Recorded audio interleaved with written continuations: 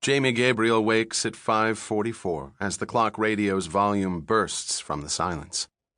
He rolls and hits the sleep bar, clipping off the words to an annoying pop song by some boy band graduate who wears the same clothes and does the same moves as his backup dancers. The worst. Kids at school say they like him. Some do. The rest are just following along. Jamie listens to Green Day in Lincoln Park. It's 3/4 dark outside. He clicks off the alarm and puts his feet on the floor. Waking up is easy.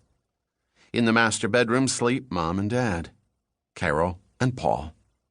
The carpet is wall to wall, light blue. New. The liver-colored stuff that came with the house when they bought it is gone. The blue goes better with the oak bedroom set, Mom says. It was a good move for the Gabriels, to the split ranch style on Richards Avenue, Wayne Township.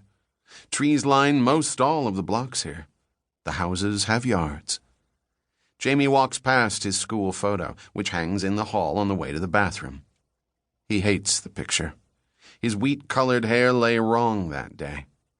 He takes a pee. That's it. He'll brush his teeth when he gets back after breakfast, before school. He moves through the kitchen. Pop-Tart? Nah. And goes out the utility door into the connected garage. Mom and Dad love it, the garage on the house, the workbench, and space for the white minivan and the blue Buick. He hoists the garage door halfway up. It sticks on its track. A streak of black fur darts in and hits him low in the legs. Where you been, Tater? The gray-whiskered lab's tail thumps against the boy's leg for a moment. After a night of prowling, Tater likes the way the boy ruffles his fur. The boy pushes him aside and crawl walks under the garage door. A stack of the Morning Star waits there, acrid ink smell, still warm from the press. Jamie drags the papers inside and sets to work, folding them into thirds, throwing style. He loads white canvas sacks and crosses them, one over each shoulder, then straddles his bike. The mongoose is his, paid for with 6 months' delivery money after the move to Richards Avenue. Jamie ducks low and pushes the bike out underneath the garage door when Tater rubs up against his leg again. The old dog begins to whine.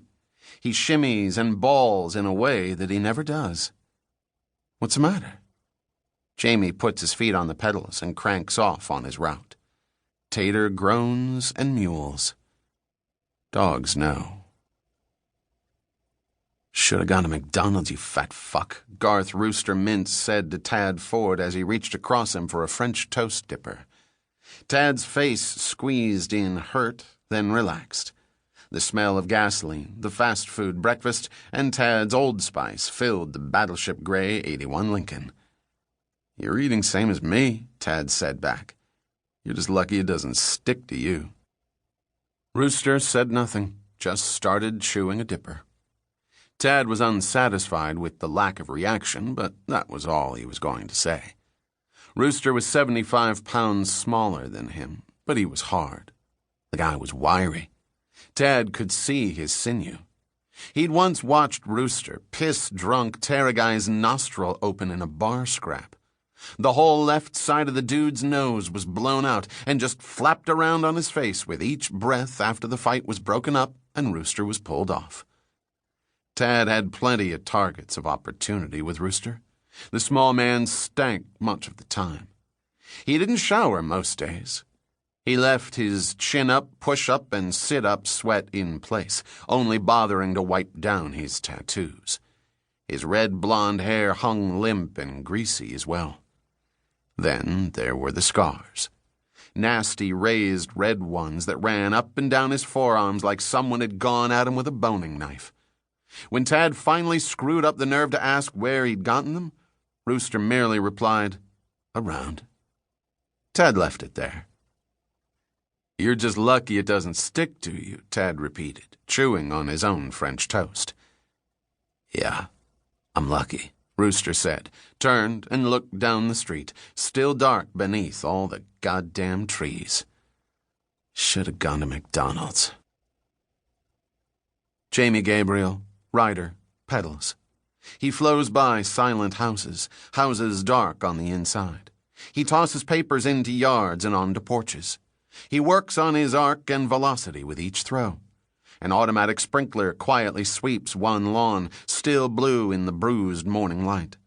Jamie slings for the front door of that house so the paper stays dry.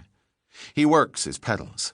A line of street light goes dark with a hiss as morning comes. Dad thinks it's great that they moved to a neighborhood that supports tradition. Newspaper routes. Mom's not so sure. Her boy needs his rest. Few people know the streets like Jamie does. Dark and empty, they're his streets. Jamie wasn't so sure either at first when he was still getting used to the work and slogging through the route on his old Huffy. But then he earned the new bike. He read an old story of a mailman who became an Olympic biker. Why not him too? He has a picture. The black man's thighs bulge and ripple. He looks like he's set to tear his bike apart more than ride it. Jamie checks his watch. His time is looking good.